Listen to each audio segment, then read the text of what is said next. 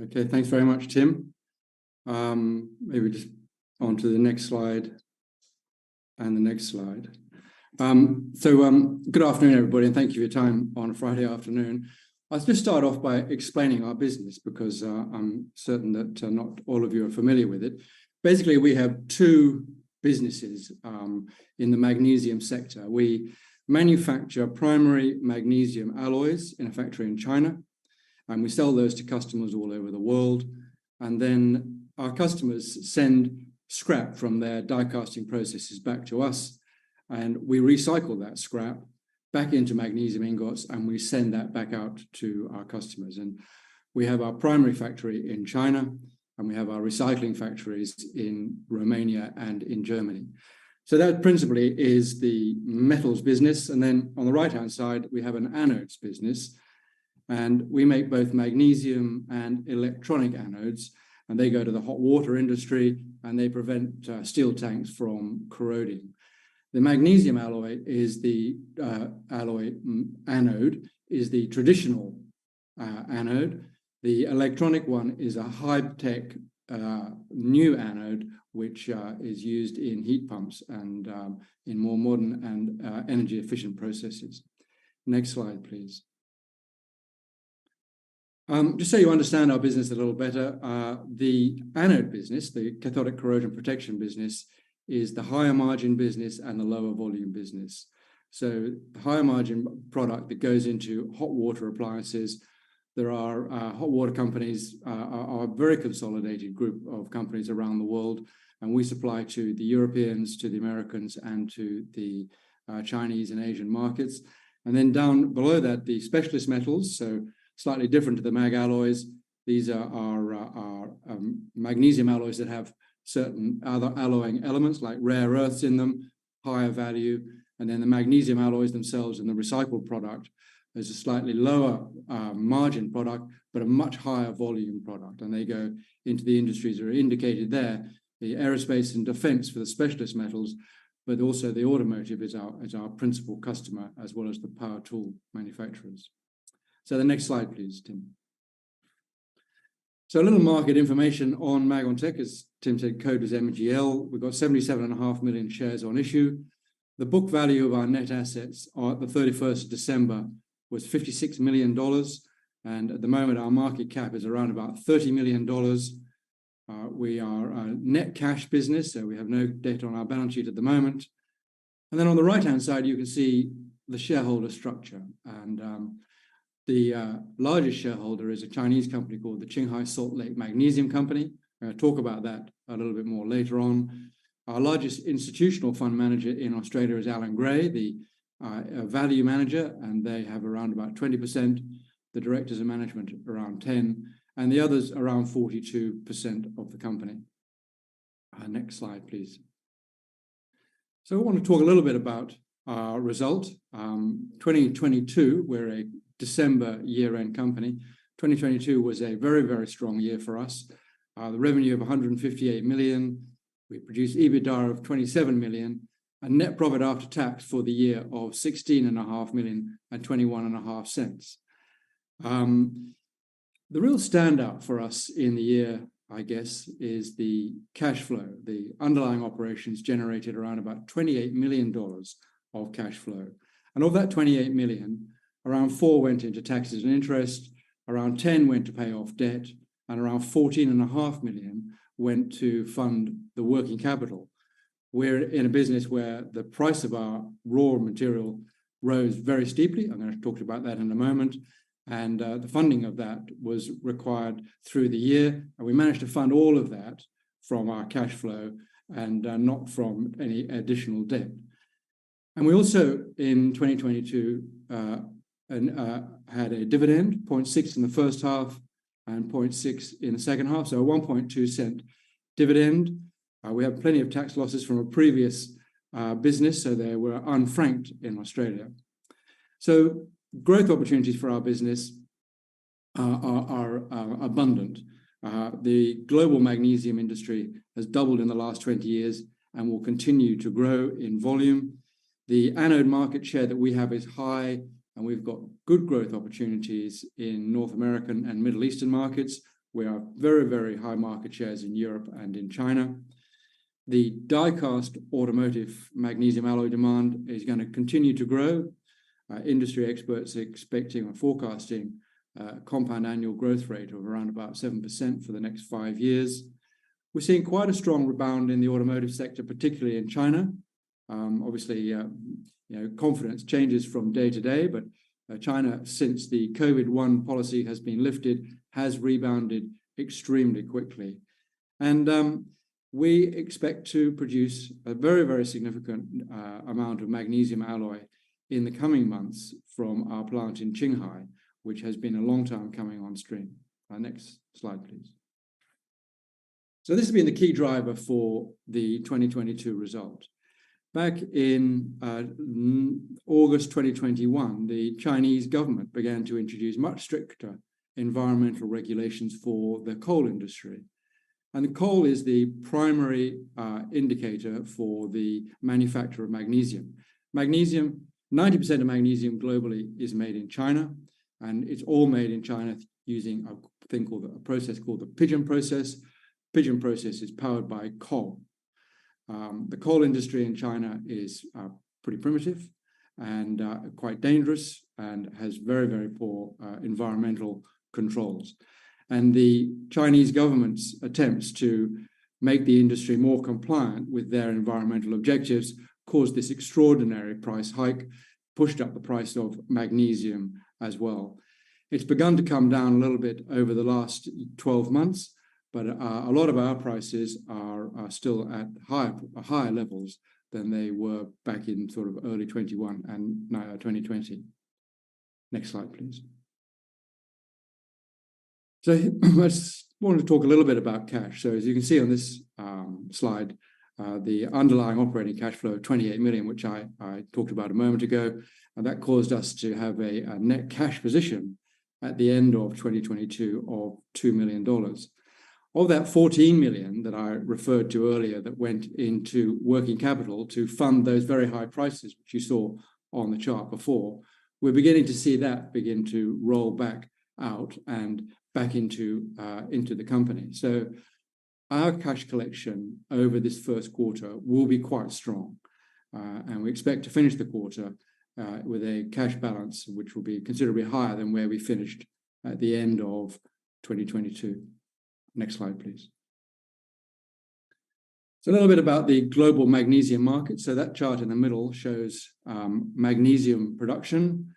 The gray bars or brown bars are what's manufactured in China, and the blue is what's manufactured around the rest of the world. And as you can see, China has been driving the growth of this product for a very, very long time. There really are only 2 or 3 other countries that are manufacturing magnesium at the moment, in Israel and in Brazil. The US had a manufacturer which closed or declared force majeure, and that was another reason for the price spike last year. As you can see on the right-hand side, global automotive sales, bottom right-hand side, really are a reflection of the global magnesium volume. So automotive is about 80% of the magnesium alloy market. So those are our customers, 15% in the power tool.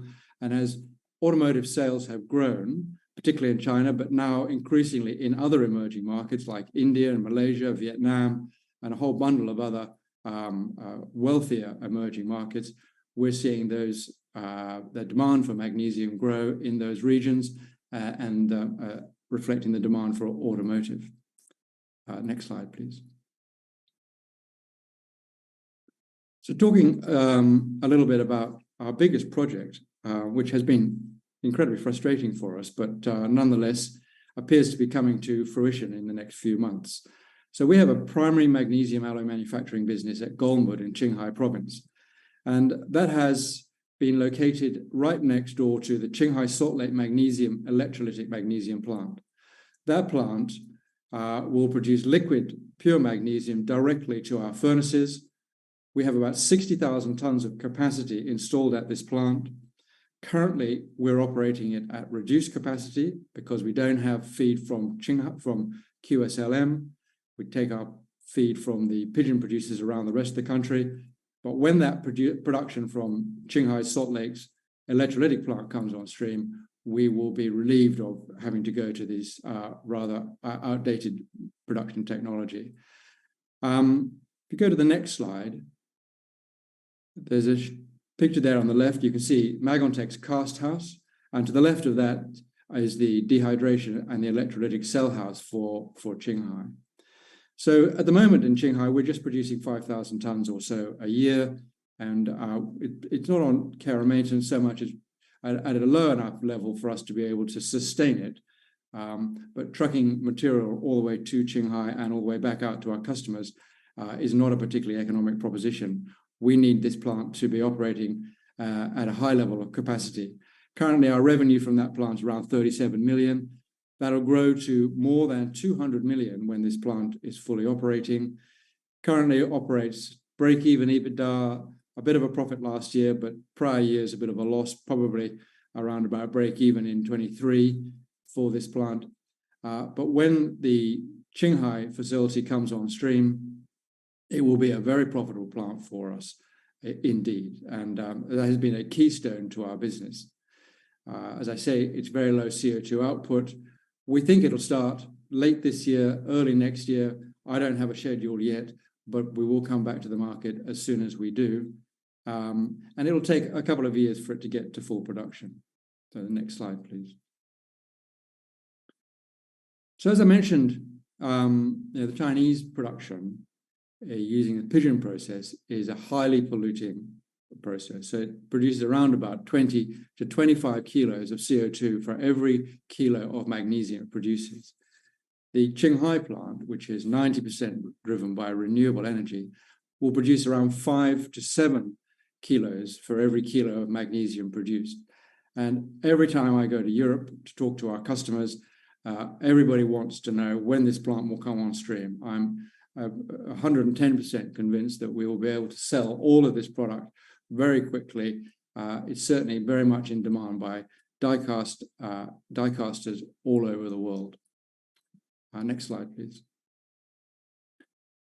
That's just a diagram of the magnesium alloy process, if you like. So we deliver primary mag alloy to our customers, and the customers make their die-cast parts, the automotive, the power tool, medical device, or whatever. But up to 70% of what we send to our customers is returned to us in the form of scrap. So we have 2 scrap recycling facilities, one in Bottrop in northwest Germany, and the other one in Santana in western Romania.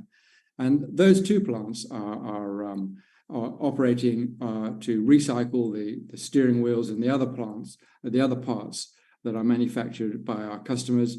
We have about 24,000 tons of installed capacity in Europe, and we're the largest magnesium recycler in Europe at the moment. When the Qinghai project comes on stream, the volumes that we will have available to us in Europe will rise. And that is because when you can sell primary mag alloy to a customer, the recycling contract naturally comes with that particular process. So at the moment, without a significant volume of primary alloys coming into Europe, we are struggling a little bit for our magnesium scrap. Next slide, please. So I just want to move on briefly at the end of this to the cathodic corrosion protection business, because this is a fantastic business for us. It's a steady business. We have good growth opportunities, as I said earlier, in the US market and in the Middle Eastern market. But it's particularly steady because it's 80% a replacement market. So everybody in their homes has a hot water tank for hot water and for heating, particularly in colder climates. And that steel tank is protected by a magnesium or electronic anode. But after a while, that protection fails and the tank begins to rust, and they have to put a new hot water system in. So we're supplying about 80% of our product to the replacement industry. The new building industry, 20%, has certainly been a boom industry in China, where they've been building, as you know, many, many new apartment blocks. There are new emerging economies for this type of product, particularly in northern India. But for us at the moment, the Chinese market, the North American market, and the European market are the key markets. The electronic anode is slightly different to the magnesium anode. Magnesium is a galvanic cell. Electronic anode is actually plugged in and is a powered anode. This is a product that has a 25-year guarantee. It's also a product that goes into the much, much more expensive, high-tech heat pump, hot water heating devices. And these are environmentally much more acceptable and are being promoted and pushed by governments all over the world to get rid of oil burning and gas burning hot water systems. Magontec is the leading producer of this product. It consists of a titanium rod and a PCB board, and we manufacture that in Germany, and we constantly upgrade the intelligence in that particular unit, and it is a very, very fast-growing product for us, and also a very high-margin product as well.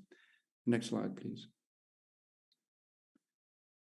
So just a view of where we sit in the global anode market. I put this in revenues because I can't do volumes for the powered anodes.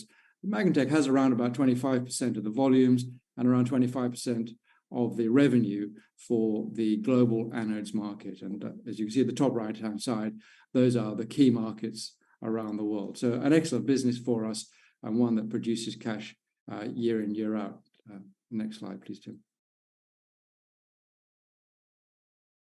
So that's the presentation. Magontec has incredibly strong fundamentals, financial fundamentals at the moment, plenty of cash, cash positive through this year as well as last. We have this new primary production unit coming on stream in Qinghai, and that will be a transformational event, both for us in terms of profitability in China, but also for our recycling business in Europe. We are the greenest magnesium company already in the world, and will be greener still with Qinghai, and we're a profitable company. Tim. Thank you, Nick. Quite a few questions coming through. It's a fascinating investment proposition. Just in terms of your challenges, there's obviously a political push in terms of owning the EV supply chain. It's come from the US and there's influence now from Europe. Your product, I believe 80% is auto sales, and obviously EV will be a large part of that and a bigger part moving forward.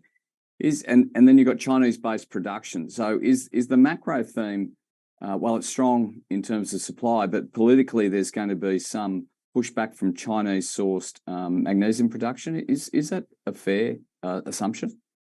Well, look, I think that people are concerned about Chinese-sourced magnesium production, but in the world today there really are no options. And as I said in my presentation, one of the largest manufacturers, which is US Mag in Utah, which is based on the Salt Lake there, has gone out of production in 2021. So at the moment, China is the only place for it.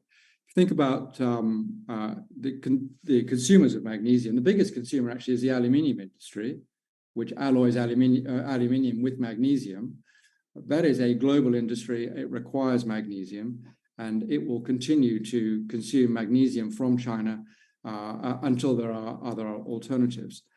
In the automotive sector and the electric vehicle sector, well, China is just leading the charge on electric vehicles. It's about 50% of production in China today is in the electric vehicle sector. That is not replicated anywhere else around the world. If you look at the applications that magnesium is used for, magnesium alloys are used for in the automotive sector, it is the steering wheel. So every steering wheel is made of magnesium, and that is because of the ductility of the steering wheel. To change that would be a fundamental change to the safety of vehicles, but also where it's lightweight. So magnesium is 2/3 the weight of aluminium, 1/4 the weight of steel. So wherever you can use it in things like instrument panel beams, door frames, seat frames, a bunch of other framing structures within the automotive. These are very popular for car manufacturers who want to reduce fuel consumption or want to reduce battery electricity consumption. So magnesium is extremely attractive for automotive manufacturers.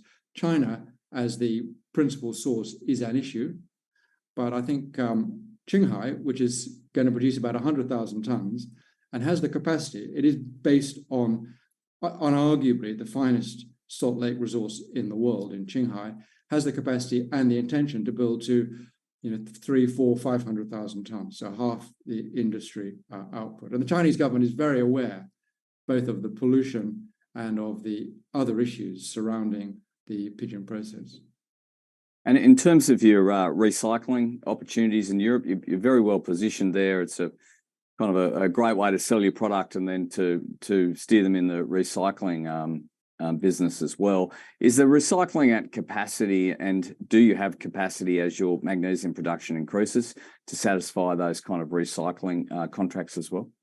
No, so we're certainly not at capacity, because the capacity is about 24,000 tons, and we're doing about 10,000 tons at the moment. So we've got plenty of spare capacity there. And the sort of Achilles heel for that business at the moment is the lack of primary magnesium alloy being shipped from our Chinese plants to our European customers, who can then send their scrap back to us in Germany and in Romania. So everything, the business has plenty of opportunity to grow volumes, and as a volume business, it is, profitability is highly sensitive to volume.